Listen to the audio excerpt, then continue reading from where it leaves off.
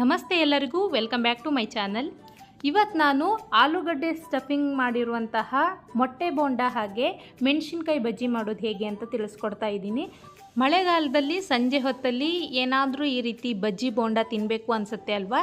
Tea ಜೊತೆಗೆ ಈ ರೀತಿ ಬೋಂಡನ ಅಥವಾ ಬಜ್ಜಿನ ರೆಡಿ ಮಾಡ್ಕೊಳ್ಳಿ.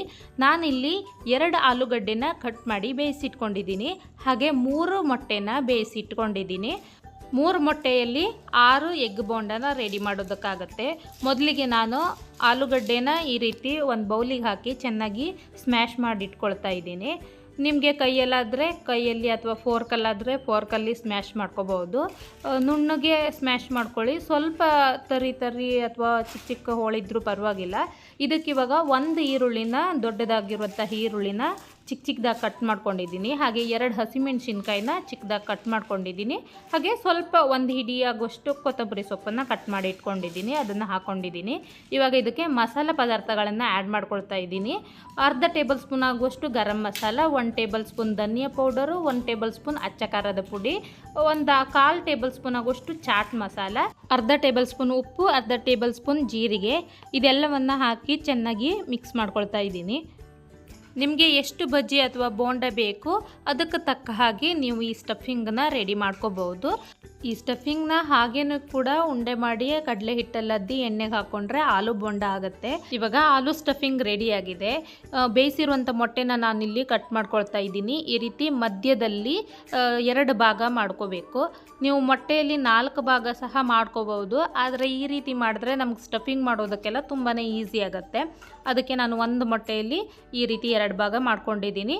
ಇವಾಗ ಒಂದೊಂದೇ ಮೊಟ್ಟೆ ಪೀಸ್ಗಳಿಗೆ ಸ್ಟಫಿಂಗ್ ಮಾಡಿ ರೆಡಿ ಮಾಡಿ ಇಟ್ಕೊಳ್ತಾ ಇದ್ದೀನಿ. ಒಂದೇ ಸಾರಿ ನಾವು ಈ ರೀತಿ ರೆಡಿ ಮಾಡಿ ಇಟ್ಕೊಂಡ್ರೆ ನಮಗೆ ಕರಿಬೇಕಾದ್ರೆ ತುಂಬ ಈಸಿ ಆಗುತ್ತೆ. 1 ಸ್ಪೂನ್ ಆಗುವಷ್ಟು ಸ್ಟಫಿಂಗ್ ತೊಗೊಂಡು ಈ ರೀತಿ ಮೊಟ್ಟೆ ಮೇಲ್ಗಡೆ ಹಾಕ್ಕೊಂಡು ಚೆನ್ನಾಗಿ ಉಂಡೆ ರೀತಿ ಮಾಡಿಕೊಂಡ್ರೆ ಆಯಿತು. ಮೊಟ್ಟೆ ಬಿಳಿ ಭಾಗ ಎಲ್ಲ ಇದೇ ರೀತಿ ಕಾಣಿಸ್ಬೇಕು. ಅರ್ಧ ಭಾಗದಷ್ಟು ಮಾತ್ರ ಈ ರೀತಿ ಸ್ಟಫಿಂಗ್ ಮಾಡಿಕೊಂಡ್ರೆ ಸಾಕು. ಇವಾಗ ನೋಡಿ, ಎಲ್ಲ ಮೊಟ್ಟೆಗಳನ್ನು ಸ್ಟಫಿಂಗ್ ಮಾಡಿ ರೆಡಿ ಮಾಡಿ ಇಟ್ಕೊಂಡಿದ್ದೀನಿ. ನೆಕ್ಸ್ಟ್ ನಾನು ಮೆಣಸಿನ್ಕಾಯಿ ಬಜ್ಜಿ ಮಾಡಲಿಕ್ಕೆ ರೆಡಿ ಮಾಡ್ಕೊಳ್ತಾ ಇದ್ದೀನಿ. ನೋಡಿ, ಈ ಥರ ದಪ್ಪವಾಗಿರುವಂತಹ ಮೆಣಸಿನ್ಕಾಯಿನ ತೊಗೊಂಡಿದ್ದೀನಿ ನಾನು. ಇದ್ರ ಮಧ್ಯೆ ಈ ರೀತಿ ಸೀಳ್ಬಿಟ್ಟು ಅದ್ರ ಒಳಗಡೆ ಇರುವಂತಹ ಬೀಜನೆಲ್ಲ ತೆಗಿಬೇಕು. ನಮ್ಗೆ ಒಳಗಡೆ ಸ್ಟಫಿಂಗ್ ಮಾಡ್ಕೊಳ್ಳೋದಕ್ಕೂ ಈಸಿ ಆಗುತ್ತೆ. ಕೆಲವೊಂದು ಮೆಣಸಿನ್ಕಾಯಿ ಖಾರ ಇರುತ್ತೆ, ಅದಕ್ಕಾಗಿ ಈ ರೀತಿ ಒಳಗಡೆ ಇರುವಂತಹ ಬೀಜ ಎಲ್ಲ ತೆಗೆದ್ರೆ ಸ್ವಲ್ಪ ಖಾರನೂ ಕಡಿಮೆ ಆಗುತ್ತೆ. ನಾನು ಸ್ವಲ್ಪ ಶಾರ್ಟ್ ಆಗಿರುವಂತಹ ಮೆಣಸಿನ್ಕಾಯಿನೇ ತೊಗೊಂಡಿದ್ದೀನಿ. ನೀವು ಈ ರೀತಿ ದಪ್ಪ ಇಲ್ಲ ಅಂತ ಹೇಳಿದ್ರೆ ಸ್ವಲ್ಪ ಸಪೂರವಾಗಿ ಉದ್ದ ಮೆಣಸಿನ್ಕಾಯಿ ಸಿಗುತ್ತಲ್ಲ, ಅದನ್ನು ಕೂಡ ತಗೋಬೋದು. ಇವಾಗ ಎಲ್ಲ ಮೆಣಸಿನ್ಕಾಯಿನೂ ಈ ರೀತಿ ಸೀಳಿಟ್ಕೊಂಡಿದ್ದೀನಿ. ಇವಾಗ ಇದರೊಳಗಡೆ ಸ್ಟಫಿಂಗ್ ಹಾಕಿ ರೆಡಿ ಮಾಡಿ ಇಟ್ಕೊಳ್ತಾ ಇದ್ದೀನಿ. ನೋಡಿ, ಸ್ವಲ್ಪ ಆಲೂಗಡ್ಡೆ ಪೇಸ್ಟನ್ನು ತೊಗೊಂಡು ಮೆಣಸಿನ್ಕಾಯಿ ಒಳಗಡೆ ಈ ರೀತಿ ತುಂಬಬೇಕು. ಇವಾಗ ಮೊಟ್ಟೆ ಹಾಗೆ ಮೆಣಸಿನ್ಕಾಯಿನ ಸ್ಟಫಿಂಗ್ ಮಾಡಿ ರೆಡಿ ಮಾಡಿ ಇಟ್ಕೊಂಡಿದ್ದೀನಿ. ಕರಿಯೋದೊಂದೇ ಬಾಕಿ. ಕರಿಯೋದಕ್ಕೆ ನಾನು ಕಡಲೆ ಹಿಟ್ಟಿನ ಪೇಸ್ಟನ್ನು ರೆಡಿ ಮಾಡ್ಕೊಳ್ತಾ ಇದ್ದೀನಿ. ಒಂದು ಬೌಲ್ಗೆ 1.5 ಕಪ್ ಆಗುವಷ್ಟು ಕಡಲೆ ಹಿಟ್ಟು ಹಾಕ್ಕೊಂಡಿದ್ದೀನಿ. ಇದಕ್ಕೆ ಅರ್ಧ ಟೇಬಲ್ ಸ್ಪೂನ್ ಉಪ್ಪು, ಅರ್ಧ ಟೇಬಲ್ ಸ್ಪೂನ್ ಅಚ್ಚ ಖಾರದ ಪುಡಿ, 1/4 ಟೇಬಲ್ ಸ್ಪೂನ್ ಅರಿಶಿನ, ಅರ್ಧ ಟೇಬಲ್ ಸ್ಪೂನ್ ಅಜ್ವೈನ್ ಹಾಕ್ಕೊಳ್ತಾ ಇದ್ದೀನಿ. ನೀವು ಅಜ್ವೈನ್ ಇಲ್ಲ ಅಂತ ಹೇಳಿದ್ರೆ ಸ್ವಲ್ಪ ಜೀರಿಗೆನೂ ಸಹ ಹಾಕೋಬೋದು. ಇವಾಗ ಇದಕ್ಕೆ ಸ್ವಲ್ಪ ನೀರು ಹಾಕಿಬಿಟ್ಟು ಚೆನ್ನಾಗಿ ಮಿಕ್ಸ್ ಮಾಡ್ಕೋಬೇಕು. ಯಾವುದೇ ಗಂಟಿಲ್ಲದೆ ಇರೋ ಥರ ಬ್ಯಾಟರ್ನ ತಿಕ್ಕಾಗಿ ರೆಡಿ ಮಾಡ್ಕೊಳ್ತಾ ಇದ್ದೀನಿ. ನಾವು ಈ ರೀತಿ ಬ್ಯಾಚಸ್ ವೈಸ್ ನೀರು ಹಾಕ್ಕೊಳ್ಳೋದ್ರಿಂದ ನಮಗೆ ಕನ್ಸಿಸ್ಟೆನ್ಸಿ ಕರೆಕ್ಟಾಗಿ ಗೊತ್ತಾಗುತ್ತೆ. ಅದಕ್ಕೆ ನಾನು ಸ್ವಲ್ಪ ನೀರು ಹಾಕಿಬಿಟ್ಟು ಚೆನ್ನಾಗಿ ಮಿಕ್ಸ್ ಮಾಡ್ಕೊಳ್ತಾ ಇದ್ದೀನಿ. ಲಾಸ್ಟಲ್ಲಿ 1/4 ಟೇಬಲ್ ಸ್ಪೂನ್ ಅಡಿಗೆ ಸೋಡಾ ಹಾಕ್ಕೊಂಡು ಚೆನ್ನಾಗಿ ಮಿಕ್ಸ್ ಮಾಡ್ಕೊಳ್ತಾ ಇದ್ದೀನಿ. ಇವಾಗ ಕಡಲೆ ಹಿಟ್ಟಿನ ಬ್ಯಾಟರ್ ಕೂಡ ರೆಡಿಯಾಗಿದೆ. ಒಂದೊಂದಾಗಿ ಮೆಣಸಿನ್ಕಾಯಿ ಬಜ್ಜಿ ಹಾಗೆ ಆಲೂ ಬೋಂಡನ ರೆಡಿ ಮಾಡ್ಕೊಳ್ಳೋಣ. ನಿಮಗೆ ಮೆಣಸಿನ್ಕಾಯಿ ಬಜ್ಜಿ ಪರ್ಫೆಕ್ಟಾಗಿ ಬರಬೇಕು ಅಂತ ಹೇಳಿದ್ರೆ ಈ ಸ್ಟೆಪ್ಪನ್ನು ಫಾಲೋ ಮಾಡಿ. ನಾನು ಕಡಲೆ ಹಿಟ್ಟಿನ ಬ್ಯಾಟರ್ನ 1 ಲೋಟಕ್ಕೆ ಹಾಕಿ ಇಟ್ಕೊಂಡಿದ್ದೀನಿ. ನೋಡಿ, ಈ ರೀತಿ ಮೆಣಸಿನ್ಕಾಯಿ ತೊಟ್ಟನ್ನು ಹಿಡ್ಕೊಂಡು ಅದರಲ್ಲಿ ಒಂದು ಸಾರಿ ಅದ್ದಿ ಡೈರೆಕ್ಟಾಗಿ ಎಣ್ಣೆಗೆ ಬಿಟ್ಟರೆ ಆಯಿತು. ಬ್ಯಾಟರ್ ಹಾಕಿರುವಂತಹ ಲೋಟಕ್ಕೆ ಬೇಗ ಮೆಣಸಿನ್ಕಾಯಿನ ಹಾಕಿ ಅದ್ದಿ ಎಣ್ಣೆಯಲ್ಲಿ ಬಿಡೋದಕ್ಕೂ ಕೂಡ ತುಂಬ ಈಸಿ ಆಗುತ್ತೆ. ಇವಾಗ ನೋಡಿ, ನಾನು ಹೈ ಫ್ಲೇಮಲ್ಲೇ ಈ ಬಜ್ಜಿನ ರೆಡಿ ಮಾಡ್ಕೊಳ್ತಾ ಇದ್ದೀನಿ.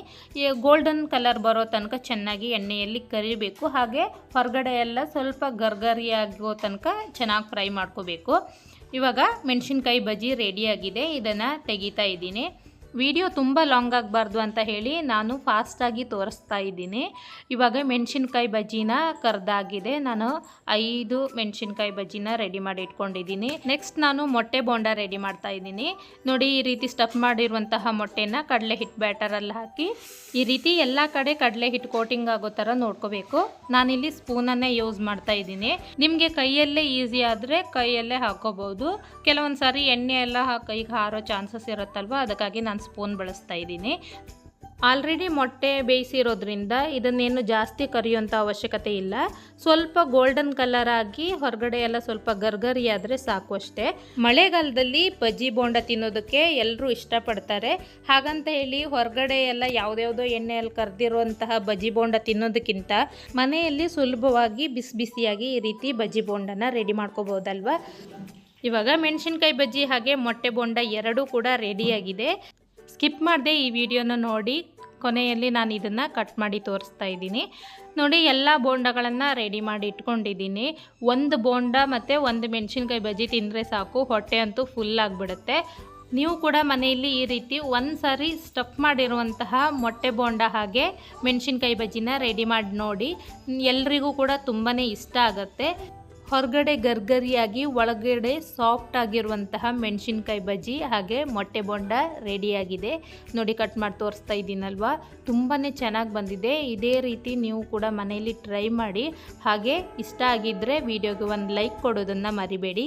Thanks for watching.